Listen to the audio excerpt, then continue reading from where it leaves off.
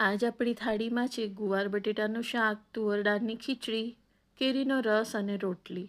તો ચલે આપણે બનાવવાનું શરૂ કરીએ. તો અહીંયા એક કુકર લઈ લીધું છે, એની અંદર 2 ચમચા તેલ નાખી દીધું છે, અડધી ચમચી અજમો અને અડધી ચમચી હિંગ નાખી દીધી છે, એક બટેકું ધોઈને લઈ લીધું છે અને 150 ગ્રામ ગુવાર સાફ કરીને લઈ લીધો છે. આ બધાને તેલના વઘારની અંદર નાખી દઈશું. અડધી ચમચી હળદર અને અડધી ચમચી મીઠું નાખી ને સારી રીતે આને તળાવવા દેશું. જ્યાર સુધી ગુવાર અને બટેકા તળાઈ રહ્યા છે ત્યાર સુધી આપણે મસાલો કરી લેશું.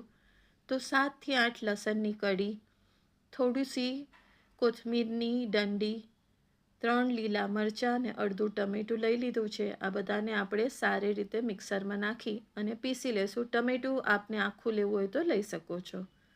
ગુવાર આપણો તળાઈ ગયો છે, તો જે મસાલો આપણે પીસીને રાખ્યો તો અને થોડુંક પાણી, 2 ચમચી ધાણા જીરું, આ બધું નાખીને સારી રીતે એક હલાવો આપી દેશું અને એક થાળી ઢાંકી અને અડધો ગ્લાસ પાણી નાખીને એને થાવા દેશું.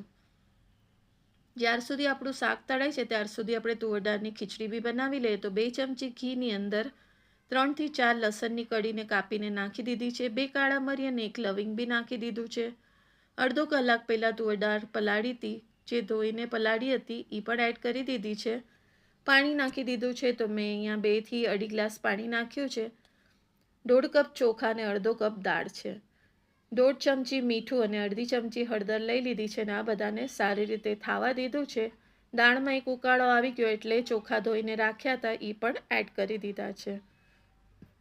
આ બધું તળાય છે અને બોઇલ થાય છે ત્યાર સુધી જો આપણું શાક થઈ ગયું છે, તેલ ઉપર આવી ગયું છે, તો જે થાળીમાં પાણી રાખ્યું હતું એ આપણે શાકની અંદર નાખી દઈશું અને કુકર બંધ કરી દઈશું. અગર આપણને રસ વધારે જોવે છે તો પાણી થોડું વધારે એડ કરી દેજો. તો કુકરનું ઢાંકણું બંધ કરી અને એક સીટી વગાડી લેશું.